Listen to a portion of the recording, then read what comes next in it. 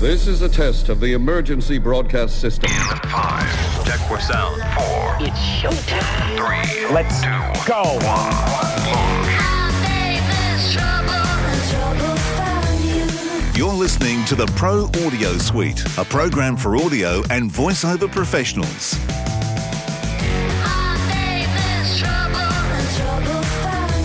Welcome to another Pro Audio Suite. Now, we did mention last episode that this episode will be a plug-in special, but unfortunately, due to logistics, that'll be our next episode. But we do have a very special guest this week. He's a songwriter, musician, producer, engineer.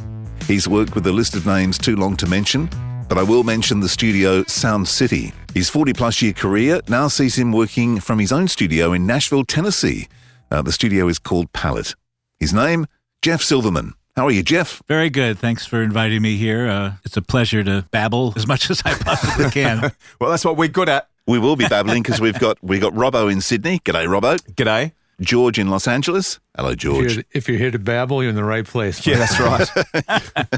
And we've got Robert in Chicago. Hello. So today we're going to talk about, because your career, just to give us in fact, I should ask you to explain your career or give us a rundown, but you go way back into the 70s in the music industry, and you've dabbled in both sides of the glass as a instrumentalist, singer, songwriter, engineer, producer. You've done the lot. Did I sum it up well? Or Please go on. Please go on. You forgot composer for film and TV. Sorry. I did that. I have done many things, and that's what happens when you get older, but we won't say how old. Can I just mention my favorite credit that I found on your website was songwriter for the Chipmunks.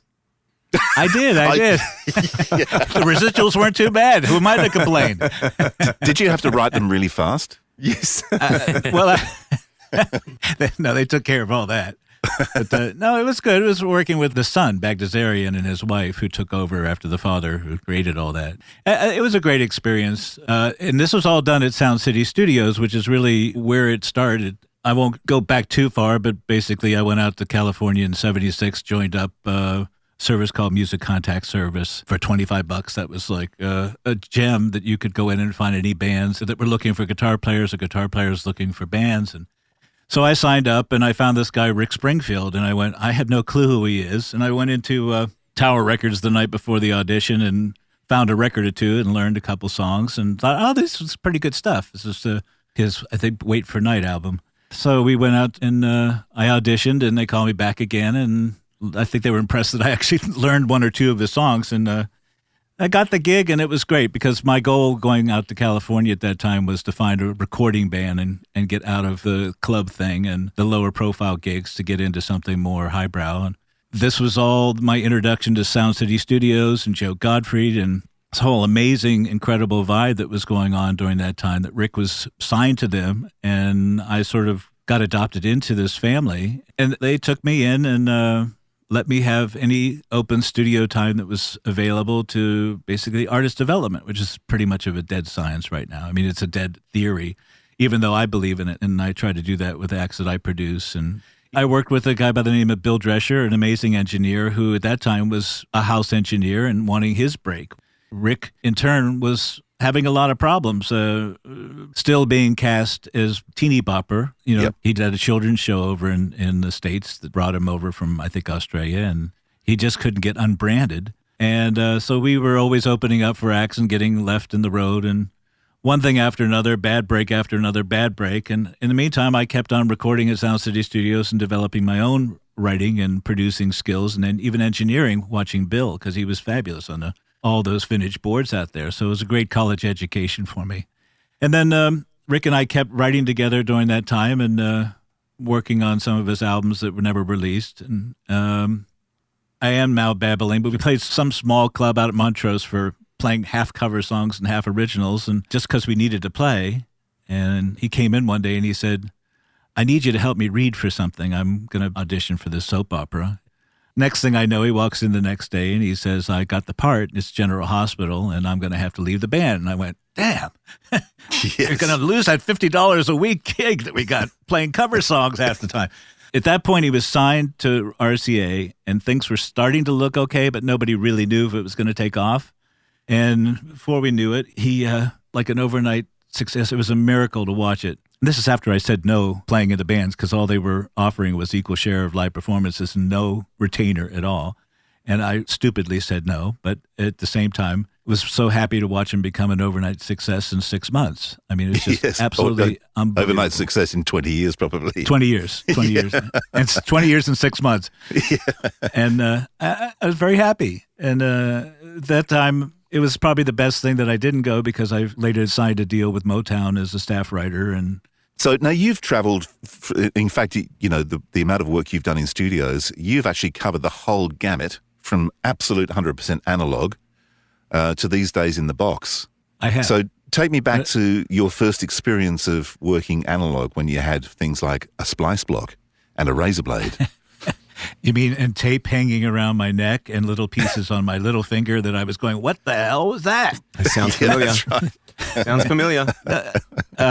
I think it's great to come from that era, and I think that brings a sense of familiarity with analog, what that meant. And it's not just to put a tape emulator on something and go, I'm on tape land. It's genuinely a sound, and it's a sound that degrades, as you all know, that it happens over a period of time that tape is running over those heads and things get a little bit flatter and they get a little softer and they, you know, and over a period of time, depending on how it speeds and how hard you're hitting the +6 or +3, what kind of tape, it's all subject to change. And that's something that doesn't happen, I think, in the digital world where they're all so acclimated to the consistency. But what I like is the challenge, which has always been, is to try to achieve that in recording and mixing.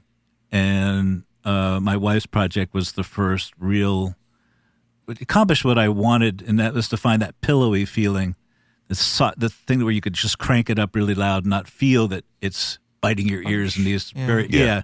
I'm not a tech like many of you are here, but I mean, I know what works and I know what sounds great. And since I upgraded into HDX land with the 64-bit, the plugins are better and the sound is better and the capabilities of achieving, and using a lot of the UA plugins, which I believe are just outstanding as far as going towards that traditional, classics that give you that sort of outboard sound. But still, the tape is an animal unto itself that I don't know if anybody will ever really recreate. So I think it's up to us as the engineers to find a way to reproduce it.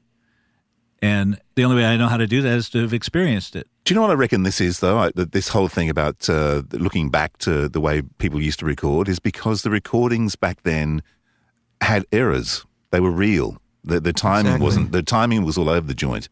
In fact, I heard a really interesting comment the other day.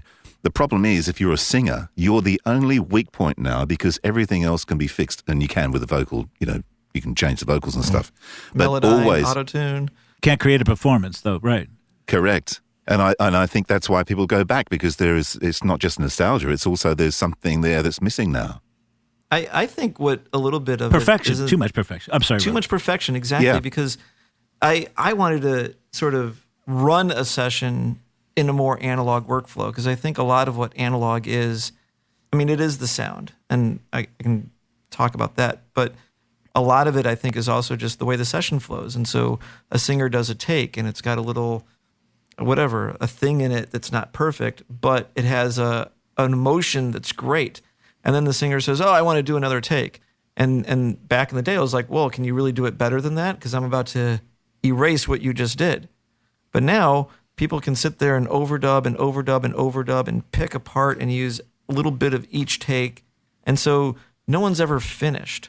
They're constantly working on it. They're constantly picking at it. And I think the nice thing about analog is that it made you move forward, made you make a decision and go on to the next part and kind of realize at a moment when, hey, we've got something that's good, let's go forward, instead of just getting too fine-tuned with it where you squeeze all the emotion out of it for perfection. Yeah, it's like being a painter where the paint never dries. Mm-hmm. I think the words that come to mind more than anything that were the most spoken words at that time were flat, sharp, early, late. I said that so many times, but the end result is what you're all saying. It's the performance had to win. And I've taken projects before we had all this pitch equipment. And for example, God bless his soul, David Cassidy came in the studio one time and he came up with some really good vocals, but the tuning was a little suspect. So, and I'm being nice. So I got together with a good friend of mine who had an emulator, and this was the only way we could think about doing it. And we had literally spent hours upon hours. Can I guess how you did it? You locked the sampler to the tape deck, flew it onto the sampler. We didn't even have that pitched to lock it. We didn't have the SMPTE to lock it. So you go didn't? ahead. No. But then you pitched it in the sampler and played it back onto the tape somehow. Yep. He had to play it back to me, and we had to punch it back in. Cow. I had to figure out where that pitch was going, either flat or sharp, and to go the opposite on my VSO on the 24 track. I did GH114 at that time. And then get it into a sampler. He had to sample it the right place. Then he had to truncate it, and then he had to get it ready to fly it back in, and I had to punch it back in. So we worked literally the entire night, and we didn't sleep at all. And I remember that David came in the studio with some sunglasses on. He was like, "Okay, you can take the sunglasses off now, David. Don't need them in a dark studio." But he came in, sat down, listened to the whole song from top to bottom, turned around with a big shit-eating grin, and just said, "That's great." And I went, "Okay." So we did our job. It's almost like Melodyne now or anything we do. To me, I think there's a lot of artists that have a fear of the technology. If you come from the idea that if you hear something, then I didn't do my job. If you can get by through a whole vocal and not have the artifacts or anything's obviously sounding like Cher, like keep it real. Watch the dips. Watch the come. Are you coming from above on a dip, or are you coming from below on the dip? Are you going to be bluesy on that note, or are you going to hit the note on it? One of the hardest records I've ever done was a blues record, because where do you anticipate where somebody might want to actually go to a major versus a blues note, and when they don't? So you have to almost be the singer and anticipate it when you know that they didn't quite make it. So it's re-performing in a way. Re-performing, exactly. Yeah. Oh my gosh, that's incredible. I've seen that workflow with the sampler, just because one of the studios I used to intern at, they took that song War, and they did like a dance remix of it. And these guys were amazing with samplers, and they were locking it to the 24 track with SMPTE. Mm-hmm. That would have been much easier. Yeah, but it's insane what they were able to do with a sampler with not even 30 seconds of memory. And now it's like GarageBand, but in the middle 90s, it was really amazing to see that. And they were doing exactly that. That was the way auto-tune was done prior to a plugin, was to get it into a sampler and pitch it, fix it. Do you mind if I go back a little bit? The whole idea of Nashville, and I don't mean to be dissing it because we love it, the musicality, the musicianship here is unbelievable. You can find just about anything and anybody here that's anything from great to outstanding. You can... you trip on 3 of them in the airport. Yes, yeah, I was going to say, like my experience with Nashville is you go into the total hole-in-the-wall bar, and it's like the most amazing musicians are sitting there in the corner playing, and that's just like their Wednesday night gig. And they're great, really great, and you can't find that in Chicago. And Chicago's got a number of good musicians, but well, they're probably busking actually. Yeah. And that's been the attraction of being here, not just country music, but it's been the idea of people coming here and hooking up virtually is bringing in that talent. But my goal is thinking a little bit further ahead, is not having to be here and getting more people into some form of recording where I could easily make it, again, simple for the end user, which in this case would be the musician, and I might be in Africa or anywhere. It doesn't really matter. And I could just hook up with him and say, I need a part. I want to get my clients on the other line. I want us all 3 to be able to see each other on Skype. That brings the personality into it too, which the last thing I want to do is to have them pipe it in. Because the one thing I don't have to do with these guys is say a lot, but the things that I do say, even if they're simple, can completely give them a different take on the approach to the take. It could be a little softer, but can you hit this signature line here? Oh, okay. And how about a solo that feels like the signature line? Things I couldn't put into writing before. I would hand it to him and say, "Here, do your thing, and give me back what you think." I don't want the musicians to produce the record, and it's just that I don't have to micromanage them as much as I would be to some of the people that aren't as talented or as experienced. I think that's the thing about any kind of talent, which is the difference between having a great voice and being a voiceover talent is many times the ability to take direction and to understand direction. And that goes the same for musicians or voiceover talents, or even an engineer.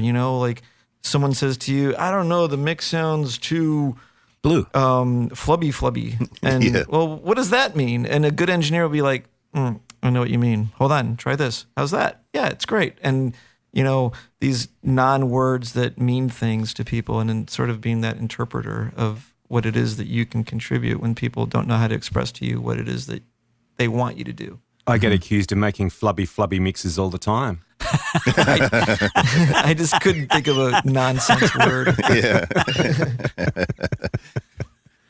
Oh man, I'm looking at the list of your credits. There's no way we can talk about all of them, probably, or even 3 of them. But I'm going to pick one name right out of the gate, just because I probably have my longest fandom, and that would be George Clinton. Oh yeah. Oh, cool. Yeah, good choice. What was the extent that you worked with him? What was your duty? Actually, we did Paint the White House Black, and we did Martial Law, which were quite extensive. I mean, there's quite a lot of celebrities at that time, from Yo-Yo to Dr. Dre, and I worked with Kerry Gordy, which is being signed to Motown. I had the honor of meeting Barry and working with him a little bit. And, of course, his sons, Kerry, and went over to be the head of A&R in Paisley Park. At that time, that's when George was signed to them. He had quite a lot of success in the A&R side of things during that time. And Kerry always had like his father, they're very loyal. And they get a team together of people, and they keep them. It was really great that he would call me up, and I didn't have the biggest studio in town. I didn't have all the bells and whistles, which helped him too on the budgets, but he came because it was the sound I was getting that he liked, and he liked the room, and he liked the capability. I was always trying to stretch on the end, even from the first CD burner. There was $35 a pop every time you burnt the CD wrong. Yeah, but I was always trying to stay on top as much as I could afford, which he really aspired to. But he liked the musicality, so George came in, and he knew this was not a high-profile scenario, and he came in with the best of attitudes. Kerry was always great at bringing that in the studio as well, making sure everybody was feeling great. But I really had a lot of admiration for George Clinton. Very smart man. I mean, I just found him to be very understated. You could easily take him as being somebody like, what? And I found him to be extremely intellectual and very respectful. Everybody that came around his crew was very respectful, because at that point it was in my home.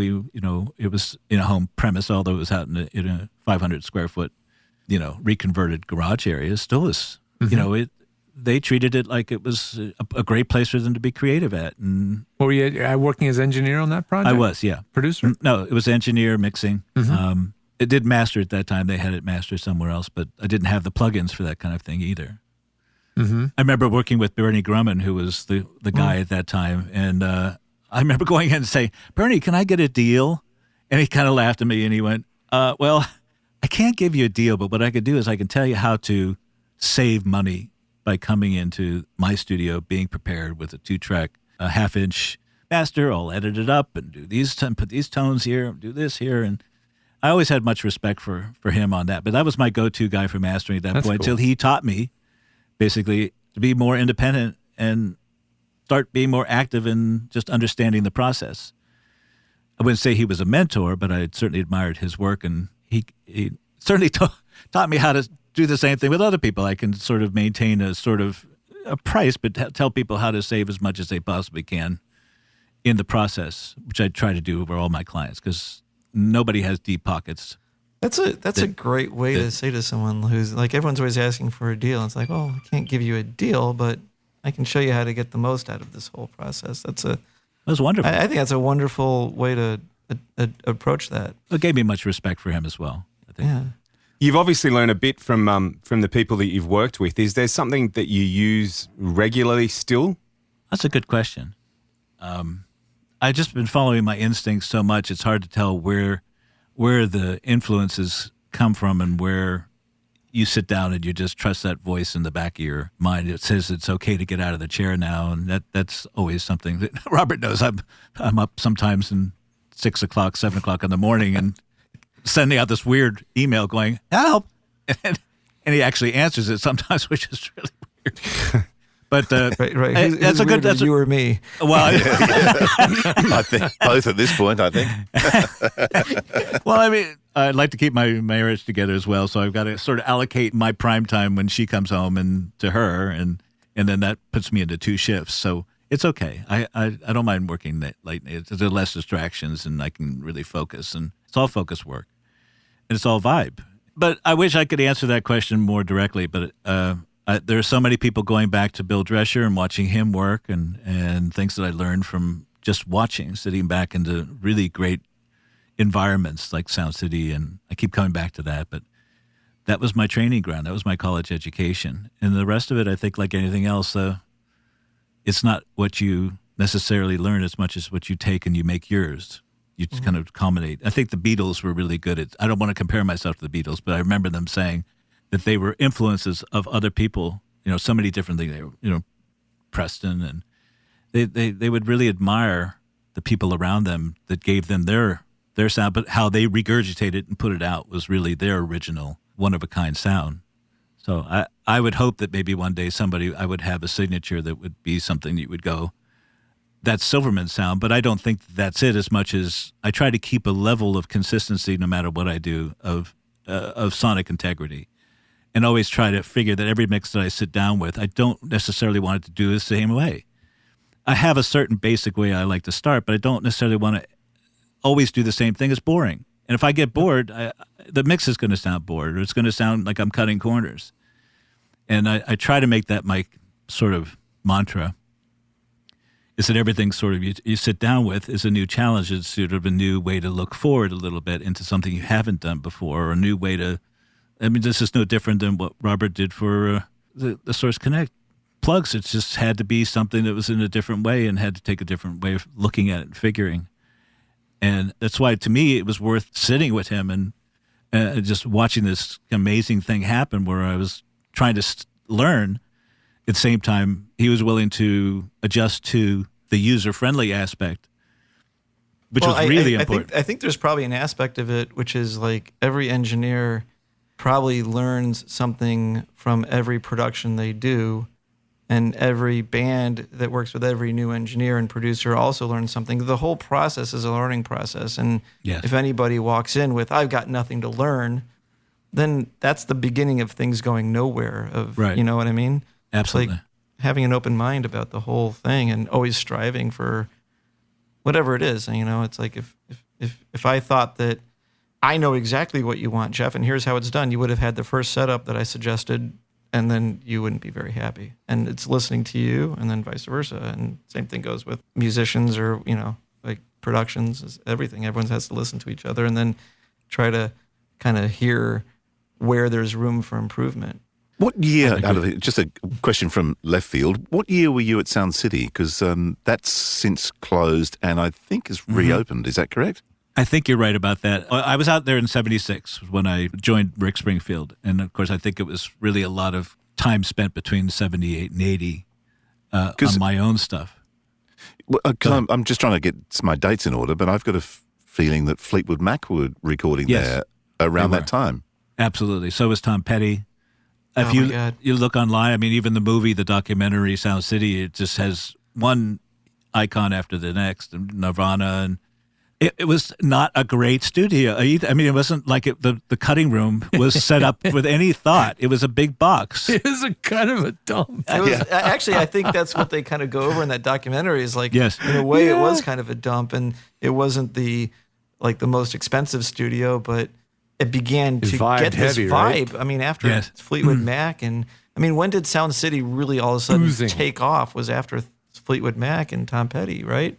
A little bit. Then Keith Olsen then had his studio. I can't remember the name of it. Something Midnight, something. But he sort of continued the Whitesnake and all kinds of other big bands were coming through there too, through his studio. But they all kept it in the same facility. Couldn't have asked for a better vibe as far as learning and having a feeling that something great was going to happen. I just didn't know where or how, and I just felt like I was in the right place at the right time. But my personal success was out of that was my education.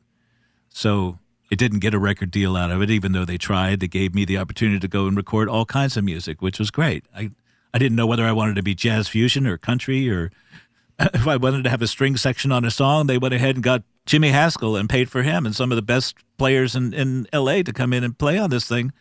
And I was just floored that they were willing to invest in me like that, as they did a lot of people, including Rick. Where I don't hear of anybody doing that anymore without their hands out. Or in some other odd way that they're taking the 360 deal and taking everything on your live touring to your merch to your this and that just to be able to. Firstborn child. Yeah, well, basically, it feels that way when you look at these deals that people are having to sign now. That's why I think a lot of indies here are doing much better that have broken out of that scenario and have taken upon themselves to put their own labels out and do their own, because they have touring and fan bases. It's a no-brainer to me to not deal with a record company mentality, corporate mentality, unless you have to need them for money, like a bank.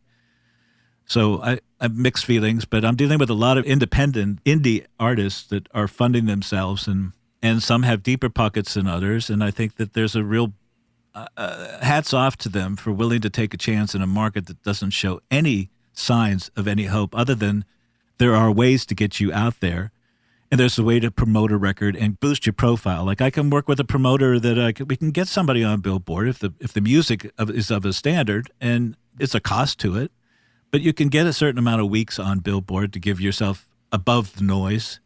But I think it goes deeper than just what you can buy. I think it really has to come down to the music. The ones I have the most fun with personally as a producer and an engineer that I just, it's up for, they're running in the Grammy this year. We hope they'll make it, but they certainly deserve one just from the attitude that they came in was, we have a vision and we want you to help us paint that.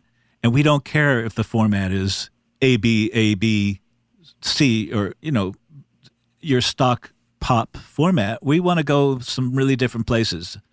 Speaking of this perfection that we did earlier, not only was that refreshing, even though at first it took me about 4 or 5 times to listen to it to go, I think this can actually work. But it also came with a lot of imperfection in their playing. And I thought, it's not necessarily bad, but you could tell it wasn't the perfect studio musician performance. So I started with, I think we need to replace the guitars, but I'm not quite sure yet. Let's just go in and just try this out. And I would play guitar normally, but there are certain things I like to sit back and just produce. It gives me a better perspective, and especially when I'm playing things that I don't have a lot of, say, a lot of acoustic guitar work, I would probably get a guy next, that's all he does. Or a chicken picker or something like that, because that's what they're great at. And anyway, so I had a guy come in, and it was everything he did just sounded wrong. So it was a real epiphany to me, because that got me back to the perfection was wrong, and the idea of getting things too slick throughout the whole entire project wasn't like we were looking to do things bad. It just, there had to be a certain way that it all blended around them first, and they had to be the guitar players. That's what it really came down to as the foundation, and then all the rest of it sort of fell into place after that. There were also some other technical issues that I don't think they would want me to share right now, but it was a real challenge that maybe one day when they give me the okay to talk about it, I would love to share that. Can I pivot off the perfection notion and go in a different direction? Yes. And that is talk about microphones for a second. Yes. Or 10 or an hour. Geez, you start that conversation on this show, we'll be here for a week. Andrew, you get to edit this first. So. Yeah, that's right. Fine with me.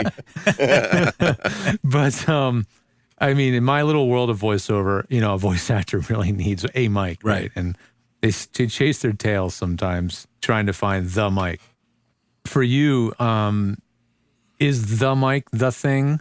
Or do you feel like you can put up a reasonably good mic in the right place, in the right room, and get a darn good recording and move on? Do you obsess over the microphone choices? Well, my budget didn't allow me to obsess over it because I couldn't afford the kind of mic locker that Ocean Way has and Blackbird. Sure. And when you really get down to it, the choices were minimal to me. Obviously, I'm on an SM7B right now, and I think it's an incredible broadcasting mic. It actually worked really well as an inexpensive mic for singers that are really edgy.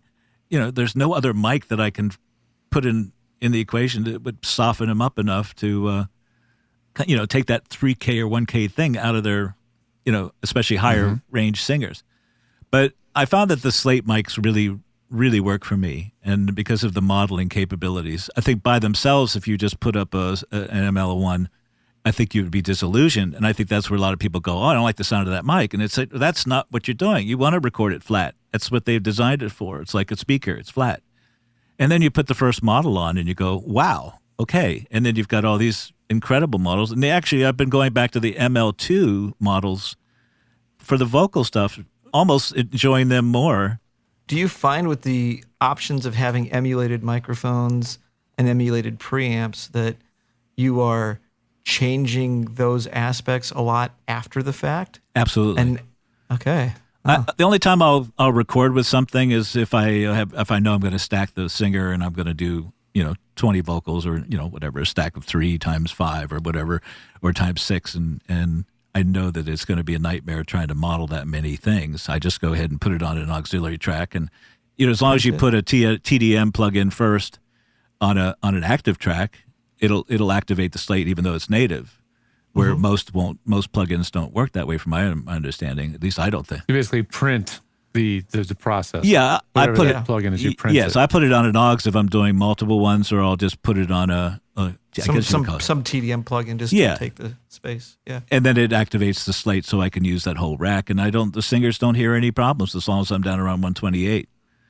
Right, with the latency. Mm-hmm. Sure. Yeah. Saves you all the processing after the fact of bogging down your system or having to go through the time of printing all that stuff. Correct. Later. When it's on the aux, yeah. Right. And then busing to 20 tracks or 30 tracks or whatever I want. It does you have to be careful like anything else, like you would know.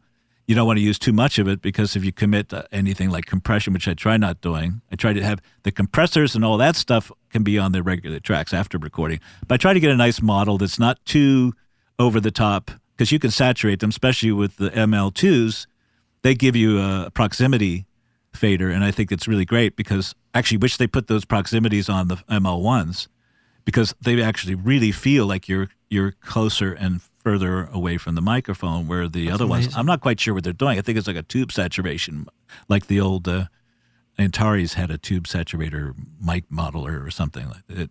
Antares had mic modeler, but it was single-ended, so they claimed to like turn any mic into another mic, but you didn't have to start with a fixed mic in the first place. I think it was a little bit dubious the way it was presented. I think it's kind of funny because there's been a lot of the mic emulation and preamp emulation happening for years, and it seems like in the last 2 years, maybe at the most 3, a lot of the preamp and mic emulation stuff has really sort of come into its own. You got a couple plugins from UA. There's the Ocean Way plugin, for example. And then there's the whole Unison concept from UA for the preamps. But this goes back to the Liquid channel from Focusrite, where it kind of started with preamp emulation and whatnot, I think. That was probably the first system that was really good at it. It was a little bit expensive. Yeah, there's the TC Gold, too. Did some pretty good stuff, too. But yeah, the Liquid channel was the emulator, trying to emulate. I actually have a really low-end Roland mic preamp. It's literally what I'm talking to you right now through. It sounds great. And it's the MMP. Let me see. I can barely see it in the dark. It's the MMP2. And and I'm using an MXL 1006, which is like a 20-year-old baby. That's what microphone. I'm on, man. It's so funny. $100 mic. Robert and I, we love these like mics. things because you can throw them in a backpack and not care about it because it's a $100 mic, but yet I know it sounds. It's like this mic was the mic that broke that $100 large diaphragm condenser barrier. Where I mean, when it came out, I shit you not, the thing came out. I bought like 5 of them, and since then, actually, I had Bee's Knees in Australia modify one and make a wonderful tube mic out of one of them and stuff. But yeah, they're crazy good mics for the budget. What Jeff was saying, like when I was starting as an engineer, I really kind of started out at the gate on my own. I never had a brief stint interning at Sigma Sound in Philly, and just long enough to see, okay, that's not my world. Okay, thank you very much. Thanks for letting me sit here for a little while. Moving along now, but to get the best possible recording out of a minimal amount of gear and make it sound as best that you possibly can, and then when you get the good tools, you know what the heck to do with them. Yeah, exactly. Is huge. Have you played with the Townsend Labs? I recommended that to Ravis and Cole, which is the act I was telling you about. I gave them 2 choices. I said, I'm investing in 2 of the Slate ML1s because I wanted the ability to have true stereo, and I didn't particularly like the idea that it was in one microphone. And they had a price at that point that was very reasonable for 50. I think it was a Black Friday thing. With the mic pre's, both were $1,500.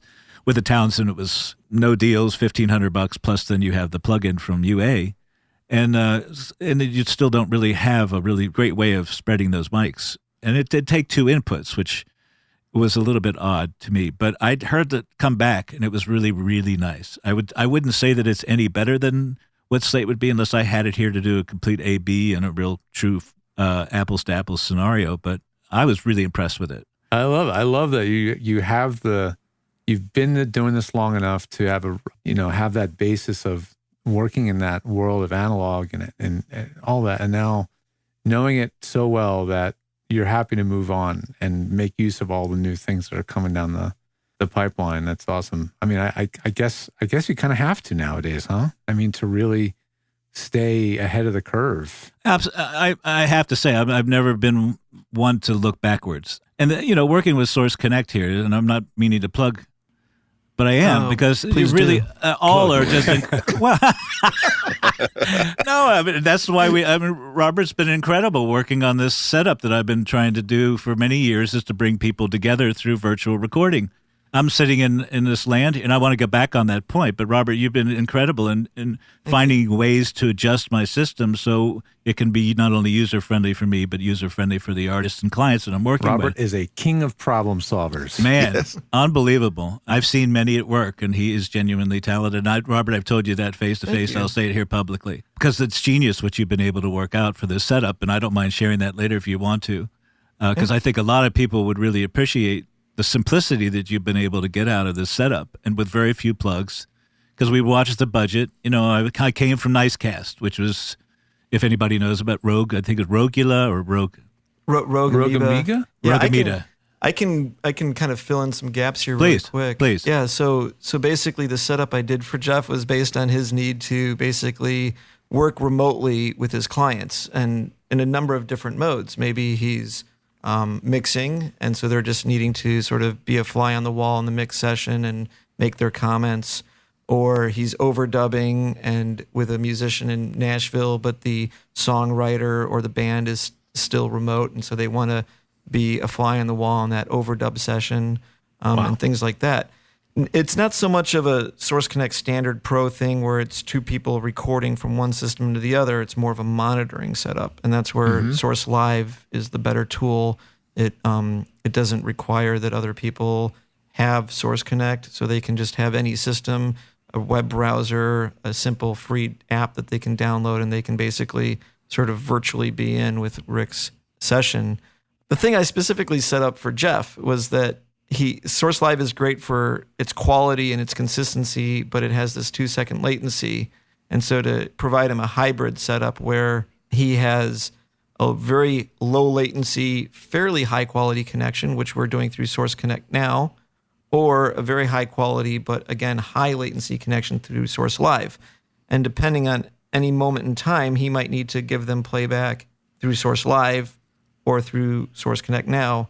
And essentially the setup is that he just bypasses one plugin or the other, and his client either hears it instantly or 2 seconds later, depending on what the sort of mode of the session is at that moment in time. And the talkback you've given me has no latency at all. Well, virtually no latency, and neither on their end either. Right. So we routed his talkback through his Pro Tools system so that it could go to the musician's headphones in his studio, but as well, it could go over to the clients who are hooked up remotely, and also the musician who's at a studio can therefore talk to the clients remotely and vice versa. Oh, cool. Wow. You've made your dream alive in Jeff's studio. Unbelievable. I mean, it really works. And the clients have already been, the hardest thing for them to digest is, as much as they love the idea of hearing their stream and seeing maybe my screen on their screen with join.me or something, and getting as close as you can with having a telephone or a Skype going at the same time where we could actually have a physical reaction with each other. That 2-second delay was still the biggest thorn in their side and my side. Right, which existed with Nicecast as well. You still had that latency with Nicecast. You bet. It was the only option at that point, and then you were able to find a way to with a couple. I mean, I've talked to many clients so far, and I'm still green at this, but mind you, they all opted, and I gave them the option. Would you be okay with a little bit of glitching, knowing that we're not in a mastering session or we're not in a mixing session where everything has to be perfect or you'll be distracted? Are you okay with a couple glitching, dropouts or things that, minor ones? I'm talking about just tiny little thing that might to allow that low latency to happen. That really Exactly. low latency, yeah. exactly. And everybody opted for no. We'd like to have that. If you want to just give me the option for both, which I can with this simple mute switch, because we have both Nexus Basic and we have the Source Live all in the master fader bus, and whatever one is muted is the one that isn't being sent, of course. And I could just easily just change between the two, and they have both of their setups on their receiving setup on the other side. So it's up to me to basically give them whatever they wanted at whatever time. And, the TalkBack is theirs to use as well, and that's working great. We had some feedback issues at first, and we were able to overcome that. It's just brilliant. And that's through a TalkBack again, there were a couple different scenarios that kept coming. It was like, I don't want to get political, but I kept using the example, sort of like Obamacare. It's like every time you looked at one avenue of making out, you got hit with a brick wall. It just, something stopped us from going the whole way to something that was great. Whether it be on the TalkBack thing with monitor mode, if I was in a mixing mode and I had a lot of sends going on and I had a headphone mix separate for a drummer, that was going to be a problem because we had to give him the ability to talk to the client as well as me, and me to talk to them and everybody. And that was all worked out with just 2 channels. I mean, Robert, you can, again, elaborate more on that, but it's just 4 plugins on 2 channels. Yeah, it was basically he's got a TalkBack channel feeding his TalkBack to the Source Connect Now connection. He's got, it's funny, I'm trying to remember the whole setup, but TalkBack channel feeding your TalkBack to Source Connect Now. And I think, if I remember right, your big knob is sending the TalkBack to the drum booth. That's right. Then on the master fader, you've got Source Nexus feeding the mix over to Source Connect Now. And then you've got the Source Live link feeding the mix over to Source Live. And that's 2 faders. That's only 2 faders. Well, it's not 2 faders. That's 1 fader, but you have them on the same, you have them both on through, and then we have a bypass on whichever one I want to send them. That's right. Yeah, so the 2 plugins are on through so that obviously you can hear it in the control room. And actually what I thought was neat about the whole setup, because this was kind of cool working with Jeff, because there was, a few different incarnations. I think we started out first with just Source Live, and then a week later, we added in Source Connect Now, and then we came back later. And at first we were using his laptop on the side from the Pro Tools system, and that had some various issues. I think that it was hard to hear the TalkBack out the laptop when stuff was coming out your control room speakers. And also the proximity of the laptop's microphone to the laptop speaker was causing a feedback issue. So then when we integrated everything, all going through your control room speakers, all going through the studio TalkBack, it kind of cleaned it all up. Well, it's so cool because I used to go to these, I've been to all the trade shows, and I'd see Robert with his crazy demo at NAB or AES, and so now I'm hearing it described, and I'm seeing that you're using this in the way that Robert had intended, Jeff, which is really pretty cool. It's a really neat way of dealing with, do you want latency or do you want, zero drop sound, quality, and letting them choose at any time. That's really slick. I've lost some hair on it, but it wasn't because of Robert, and I don't have any hair to lose. But it just was going back and forth and adjusting and or finding, again, those brick walls and going, oh, man, it's just, I'm halfway there. Or I just have a brain fart and I lose everything and I get lost. I go, it just seems too complicated.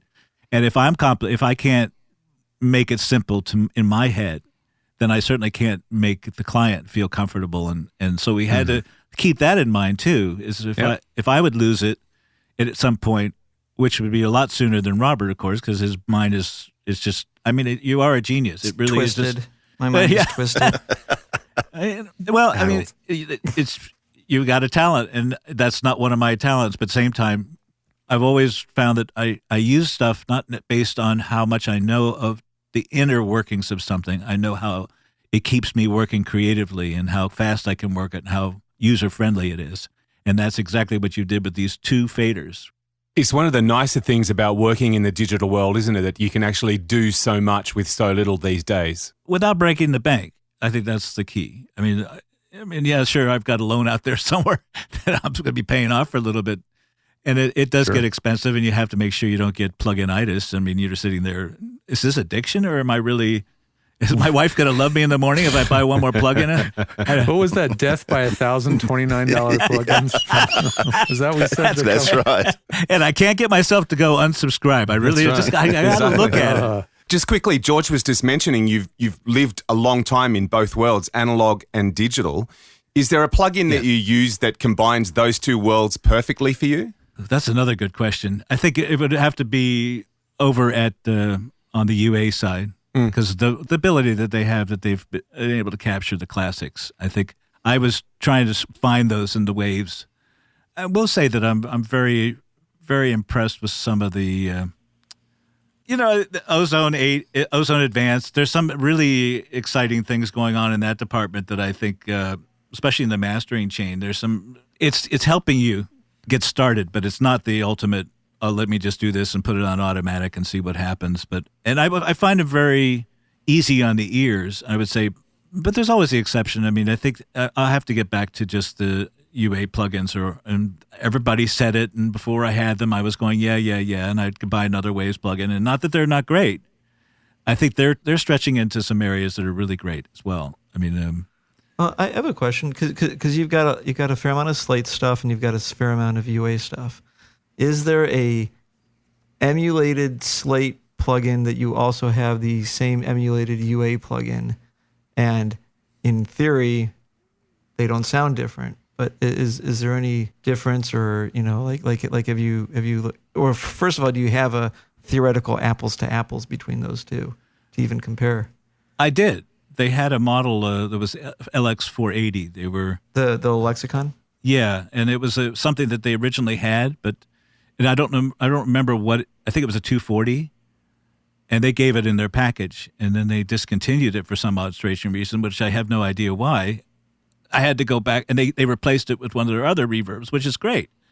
But to get off track a little bit, I started to use this one, the 240, which was, I can't remember who made it. Lexicon. Well, yeah, Lexicon's a 240. Yeah. But I'm trying to think of the company that made it. It was Relab, and so I'm sitting here. This is it took me a year to figure out, but occasionally I would use two of those. And by the way, I couldn't tell any difference between the two. The problem is I couldn't use any of my presets between the Slate and then the Relab 240. But those were really supposedly the same exact plugin. But their plugin, if anybody's out there and uses two of those suckers at the same time and they have an HD system, you're in for trouble, because you're going to have plug-in compensation delays happening at weird, mysterious times. And it took me forever to track it down. That somehow or another, you take one of those two reverbs out of your chain, and the only way you can find these things is on bounces, or you can, all of a sudden, you'll be playing your mix and plug-in compensation. If you move a track, your whole plug-in compensation goes wacky. It literally is not anything you can reset. The whole thing is just turned into a nightmare. But not helpful at all. So I ended up just getting the 480 through UA, and I once I found this problem, thanks to the guys over at Digi, they even had me on a beta test on their Pro Tools rig because we couldn't figure out what was going on. And they went through all this typical, yes, it's, trash your plugin, trash your prefs. I mean, yes, okay, been there 1,000 times. Let's go further than that. Well, let's deactivate each plugin. We've done that 1,000,000 times. I don't want to do that again. So, right. And they found a guy just like you, Robert. He just didn't give up, and he kept saying, well, try this, try that. And finally, we narrowed it down to that it was two reverbs on I have a way I set up. I usually bring in the same or some similar chain of effects on each session that I have. So I've got a good starting point. I change them around from there, and it happened to be in one of my templates. And it just took forever to figure out that it wasn't one, it was two of those plugins running in the same session. So I just thought I'd share that in case there's any other engineers out there that are sitting in that same scenario. I bet someone's just gone, hallelujah! Nobody tries. And you can PayPal. Yeah, that's right. Silverman. Rick Silverman. Yes, yeah. Rick Silverman. Yes. Sorry. Yeah, Rick Silverman. Yeah, that's exactly right. You get to make a new PayPal address just for this. Yeah, that's right. What's a go-to pre-emulator in Universal?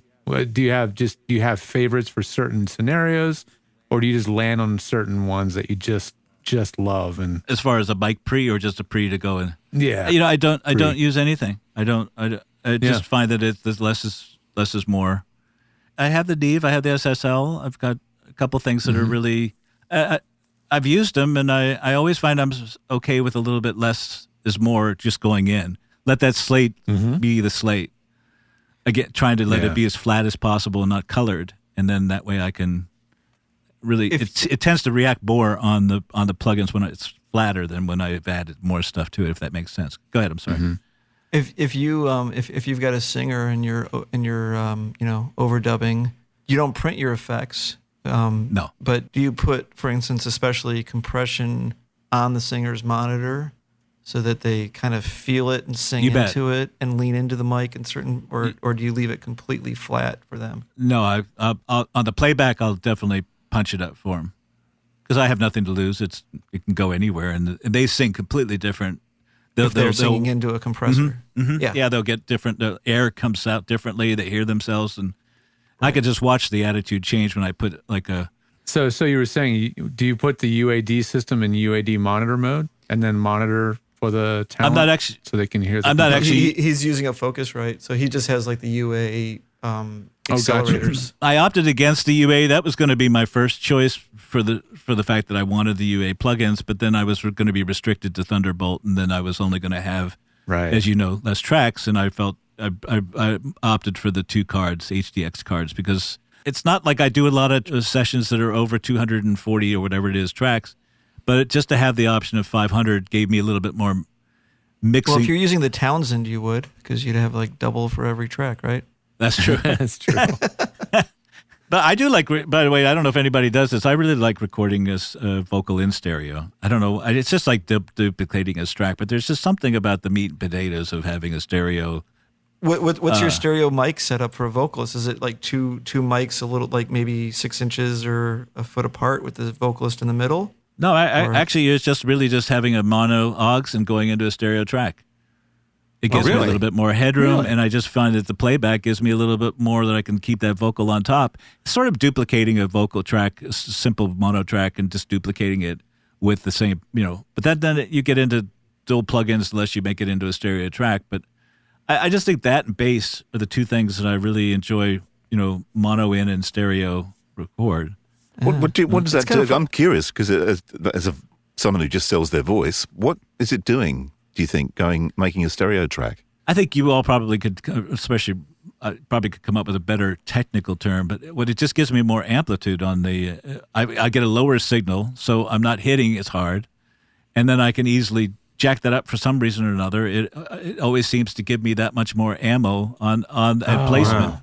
I think I get it because you can record at 6 dB lower, then it defaults to that. I think. Yeah. Right, and they stack together. So you can record with more headroom. But you've got it panned out Something left and like right. that. Perfect, yes. Yeah. Right. It's kind of funny because I've seen some, and it's a really cool effect when you do it. But imagine 2 cardioid mics, shoulder width apart, singer right between them. And so now you tell the singer not to move, but of course they do. Okay? So you're recording this, and it creates this great but subtle space that maybe no one notices except for when they're listening on headphones. I agree. Because it's like a stereo, but so subtle stereo that it like a lot of engineers talk about things being 3D. And I think that's kind of a way to create that space in the vocal. I've seen a couple of engineers do that, and when it's done right, it really does have a great sound, and it's a subtle thing, but 2 identical mics spaced apart, singer in the middle. How do you, Robbo, just out of interest, doing voice, you don't record a voice in stereo, do you? No, not for what I do. just for you, Jeff, I mostly do radio and TV work. So, but yeah, no, not for me. I've never even thought about it, to be honest, but hearing Jeff talking about that, it makes this enormous sense for the track count and the amount of audio you've got to squeeze out a master bus at the end of the day, though. And getting that vocal to cut through. I think that's the hard right. part. Without its saturation starting to happen on one thing or another. Here's another funny example of a similar thing. If you know, Congress a number of years ago passed the Calm Act. George, you probably know what that is, right? I don't know what the acronym is, but yeah. I'm Basically Congress said no commercial can be louder than this, and they were judging it on the average level, but because most of all of this was based on surround sound and the voiceover is typically in the center speaker, that was a lot of the key for figuring out what volume this is. And so a trick is, and it's not necessarily a great way to do it because it can create other problems, but if you take that mono voiceover that should normally just be dead center speaker only and not in the left speaker or the right speaker, and you put some divergence on it, which is basically a spread in surround. So now you have your voiceover on the left, the center, and the right. Well, how many people do you know at home that have surround sound systems at their house? Most people are listening on stereo. So all this stuff gets folded down into stereo from the surround mix, and now you've just beat the calm act. Yeah. You've just made it louder because it all sums up more. Wow. You're quite Guys, someone's been sitting I didn't down. come up with that one. But Someone's been sitting down and doing some deep thinking, haven't they? Yeah, I Fucking think hell. so. how do I make my commercial louder? Yeah, that's interesting. I'm sure there's a couple of engineers will nick that for sure and give it a whirl. But Yeah. I've got a question for you, Jeff, because you've been in studios for so long. And I do remember my days, because we're almost the same kind of age. So my days in radio in the 70s, I remember when Ry Cooder's album Bop Till You Drop came out, which was the first pop album or rock album to be recorded digitally. You were in Los Angeles when that was happening. There must have been a bit of talk around the industry about that record being made. Do you remember? I don't remember that one in particular, but I do remember just this huge controversy on anything digital. I mean, from the I think it was called an F1 DAT. The F1. And Well, yeah, I that was started with that- basically audio onto a video recorder. VHS, right. Yeah. I started with that with Tim Weisberg. Tim was always getting anybody and everybody to give him new equipment for to try on his albums. And of course, I got to experience one of those, and we had all kinds of fun toys and that were being developed to being out there that were brand new. And there was a definitive edge that came off of that stuff, and I understand. And it got off to a bad start, but of course with the ADATs and their issues with to start off with, and Yeah, they were didn't edgy. have great converters. Yeah, definitely. And It wasn't even 16-bit. Do you actually But think that was probably one of the most significant changes in recording absolutely in recent times? That's interesting. I think it's There- the DAW. I think you're right. I think in 1996, I went away to the Philippines for a year, and I came back, and there was a huge change that all of a sudden I found that people were recording inside of their DAWs. And with multi-tracking, it was ridiculous. In 1 year, this whole change between 1996 and 1997. That to me, if that's what you're talking about, Robert, that to me was huge. Yeah. Pro Tools 3, I think, is the thing that kind of changed it. I was using Sonic Solutions Oh, yeah. in 96. But Pro Tools 3, like, in that same era, there was the Studer Diaxis, there was the Sonic Solutions and all this other stuff. But when Pro Tools 3 came out with the TDM cards, I think that was the beginning. Like, that all of a sudden was, because, like, a lot of those things, Sonic Solutions was priced out of the market for a lot of people. Studer Diaxis was priced out of the market for a lot of people. But Pro Tools came in with the power and the price point, and it's the same thing that ADAT did to the industry, right? Digital all of a sudden became not this $200,000 Sony Dash machine. It was at that time, whatever it was, a $2,000 deck, but it was still revolutionary. And I think from the perspective of a DAW, I think Pro Tools is the one that broke the market. I think they're certainly the pioneers back then. That's the philosophy that I love now.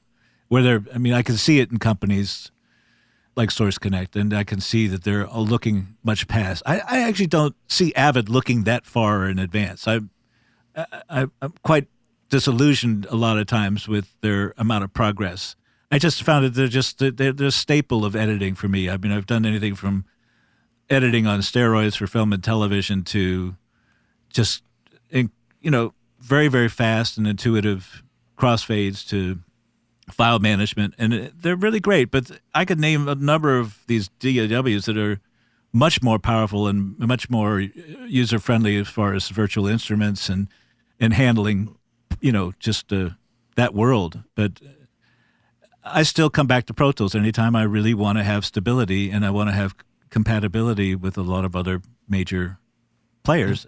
I always come back. And the sound, I still can't buck what they're doing. I don't know whether it's something that everybody who leans too far on the computer is going to have something that's going to give a little bit too quickly with all these CPU intensive plugs, even waves. I mean, I can just see them in the background going, yeah, take my $29 plug-in, take more, have a whole bunch. Now you need our hardware.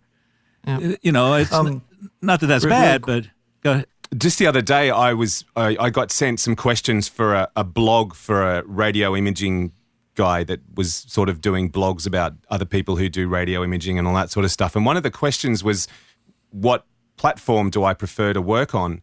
And it occurred to me as I was thinking about answering that question that obviously Pro Tools is my weapon of choice. Although I can use Audition, I can use Logic, blah, blah, blah. I think for me, the thing about Pro Tools is I don't have to think about the mechanics of what button do I push or what do I do to make this happen. I've been using Pro Tools for so long now that that's just automatic. And then I've got more time to think about the creative process. Do you find that too, Jeff? Yeah.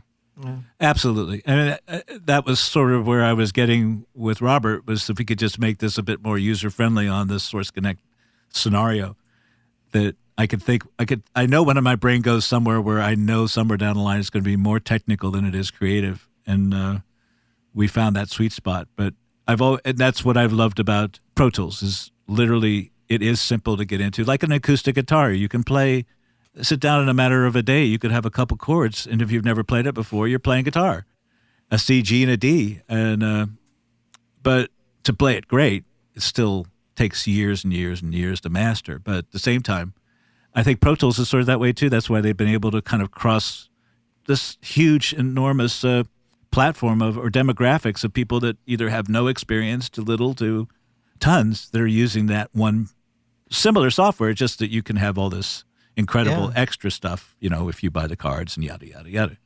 My experience is that, like, I've been using Pro Tools since version 2.01, which I think is actually the official first version of Pro Tools. I don't think there is actually a Pro Tools version 1 because that's actually Deck and Pro Edit. But Sound Designer too. Yeah. Sound Design. I was using that too, and Vision. But the thing that's interesting for me, at least, having been with Source Elements and having to do tech support and having to do tech support for Logic and for all these other workstations, is I used to think like, oh man, I use Pro Tools, but I really want that other thing. And then after doing some tech support for these other systems, I started to realize like they all suck and they're all great. And it's a lot of what you know. And for me, I think that Pro Tools has the most rounded system, and especially because it does offer a DSP platform, which I think Jeff was alluding to before, which is you start to bog these computers down with too much native processing and they start to sound different, I think. And you can offload it on Pro Tools, you can offload it with the UA systems, and that keeps the computer running a little bit lighter and everything's more predictable and consistent and fewer crashes. And I think that's been one of the biggest powers of Pro Tools, is that they've got this really kick-ass DSP platform, and only in the last couple of years really have, you know, UA and some other companies come up with offloaded DSP systems that have, and that combined with obviously the computers getting more powerful, but then now that Pro Tools has whatever the hell it is, I'm not sure how old I am, that many years of entrenched workflow, now you also not only have to battle the effectiveness that the system is, but also just the motor memory that every engineer has, and they know how they work and they know how they want to work, and so you can't be retrained. And so that's what all these other DAWs have this uphill battle with, is that not only do they have to make it better, but they have to get into the brain of the engineers and the people who use it to weed them away from Pro Tools. Has to be just as intuitive, I think. Yeah, probably, doesn't it? Yeah. Yes, absolutely. Well, it's like the old saying, isn't it? People are happy to work with a broken tool instead of having to learn to use a new one. Yeah. Right. Because they are. I'll think about that next weekend when I'm out in the garden, I think. Yeah. Tell us what we should be excited about. What's out there now that you're really happy and proud of, whether it be film or music? What are a couple of credits so we should check out? If you don't mind me doing a little shameless promotion. So how many people have Jeff as joining? Go for it. Please continue with your plugging. We really want to hear it. I love it when you talk to me that way. Sorry, I had to go there. I just like to do a little shameless promotion and just give my websites. And there's a lot of information up there as far as the most recent acts that I'm working with. A couple that I can tell you offhand are Rick Springfield on his latest Snake King album. Which is really good, by the way. I've listened to it. It's great. What I loved about, and I'll make this short, what I loved about this album was the same philosophy that I was mentioning about Ravis and Cole, is that Rick did this album with no expectation of commercial embracing of any kind. Matter of fact, he felt that there would probably be a lot of his fans that wouldn't like this album. And he was sort of feeling that it just something he had to do. And it was important lyrically to say these things that he needed to say, as well as he wanted to be the only writer and the only producer I believe the only producer on the album as well. But he didn't want to collaborate on any of the writing like he has done in the past, and we have done in the past. And I just kind of went, I think this is great. He's kind of going somewhere where he's never been. He wants to keep it fresh. He wants to keep it, interesting to him. And therefore, hopefully the crowd will pick up. And I think they have. I felt that confident with the album, the way it came out. I felt that he should really go for another Grammy this year. So I encouraged him to let me throw it in there. And I entered it this year for him, and we'll see if it sticks. I mean, there's no telling. But I'm I'm always proud of the work we've done over the last 42 years. And so I've got to put him first and foremost on that list. My wife, of course, which I won't tell her that she's second. Just kind of edit that out. No way. But my wife, Debra Lyn, who I'm very proud about, we have we're trying as well to come up with a new formula. And we did a folk American, and we're talking about the analog world, and we're talking about all these things that relate to simplicity and not perfection, but without perfection, but at the same time very musical, leaving air in the tracks, getting that pillowy sound. Her Cold Wind Blows album, which was the last release, did that for me, and it was sort of an epiphany with the mixing end as well. It was a good combination of marriage between the way we kept everything simple on the production, and we kept everything very basic on the mixing end of things. So, but there was something that we just weren't reaching above the noise, and she's got Irish roots. So this project, we decided to go ahead and infiltrate something that's very much part of the bluegrass roots and the country and the folk and Americana roots that she's got, and that's the Irish sort of traditional music that bluegrass or the old style music to the bluegrass came from. So this song that we wrote together called Pull Me Down, we actually had the Maids of Mitchellstown embedded, sort of infused, for lack of better words, into this song. This plays a major role throughout sort of reoccurring hook. We're going to be doing a combination of old Irish and old sort of Appalachian traditional songs with incorporated in either inside of some of the original songs or by themselves, just original arrangements. So I'd love to play you that particular one. Yeah, that'd be great. You can find sort of pointers to go to it from my palettemusic.net site. That's PALETTE music.net. And there's several projects that you'll see on the front page. I didn't waste any time or make it hard for anybody to get to, and a lot of them are some of the most current ones. I can't let you go without telling you about the massive influence you must have had on my youth growing up, because flicking around that website a minute ago and noticed one of your TV credits is TJ Hooker, one of my favorite shows when I was a kid. How much did you have to do with that? Oh, I had a song that actually I recorded at Sound City called Love and Eyes, and they put it in one of the shows. So I loved TJ Hooker as a kid. Oh, well. I thought you were going to tell me you'd done the theme music or something. I was going to be on the floor bowing down. You're my hero. You're my hero. Not in this life, but I'll, there's still time. There's still time. Give me time. I'm not on that side of the grass yet. Until then, I'm still working my butt off. And I've got a quick question before you go on with the other stuff. I want to ask you just about the Rick Springfield record, and I started listening to it, the new one. Who's playing? Is that Charlie Musselwhite playing harmonica? I've got it on the credits here. It's the guy who originally played on Bob Till You Drop, speaking of which. Oh, really? That's bizarre. And so it's the original guy that he's used a long time ago. Great player. Yeah, fantastic. The other website, not to get back to me again, but... No, back to you, please. The Virtual Studio Networks virtualstudio.networks.com, just like it sounds, virtualstudionetworks.com. It shows some different videos of me blabbing. It does show the process and how I've been working with people all around the world, and how this is going to play a huge role, as you can see with Source Connect or Source Elements, in making this even better. Is that virtualstudionetwork.com? Yes. Networks right. with an S. Networks.com. I think if it's interesting though, Jeff, just to finish up, Sure. what you're talking about, with people virtually listening in and sort of remote contributors from all over the world.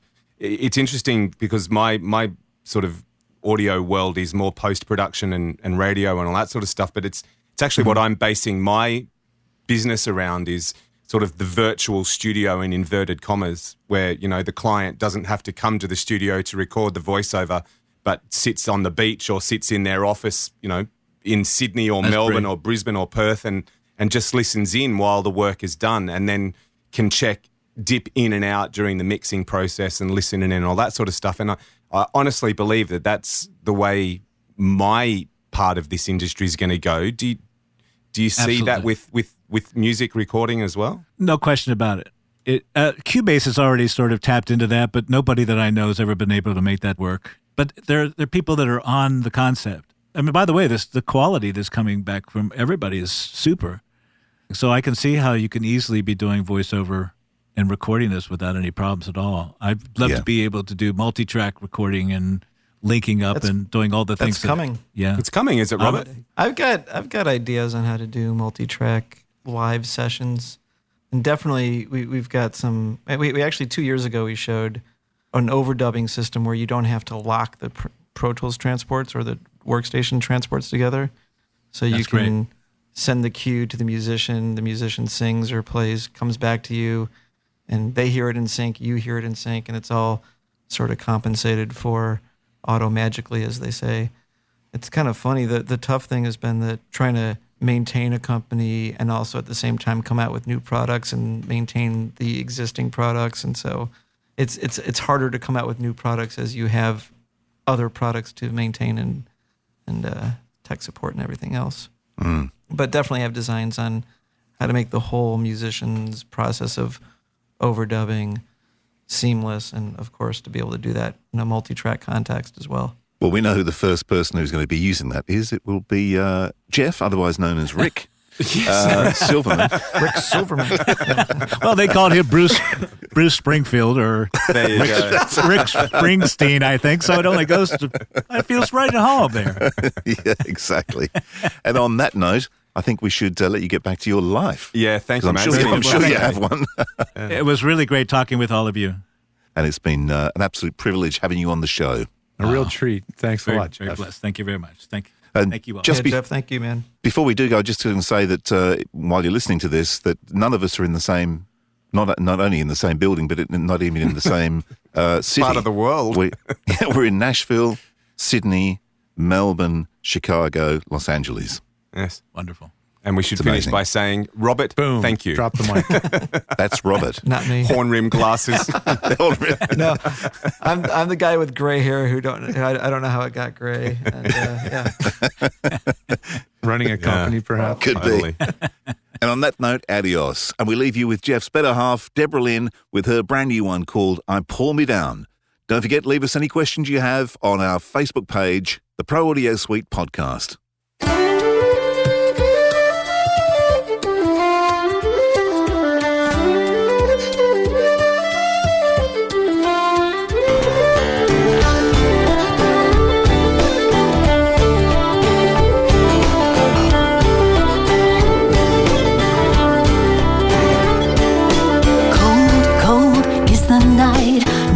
No stars, blue midnight, shadows dancing on the wall. Deeper into you I fall. Dark, dark is my heart, broken, too afraid to start. To love again, to twist and bend, believe forever has no end. I try to find my way, but I just pull me down. I can't break free, there's no escape. I fall so far, I drown without a breath. take.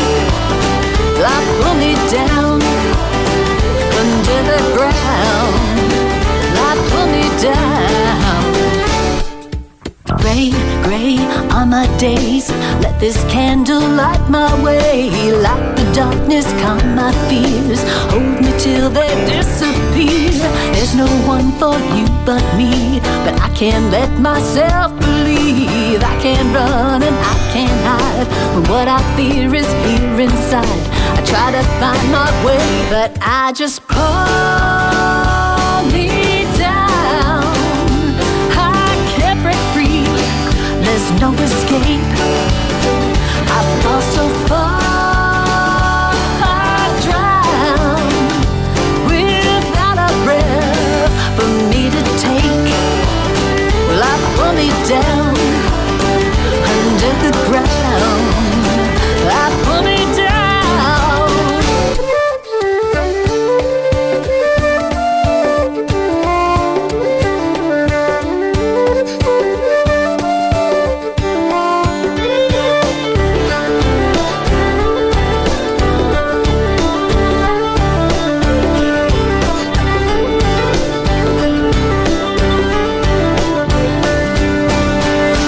I just pull me down. I can't break free. There's no escape. I fall so far, I drown without a breath for me to take.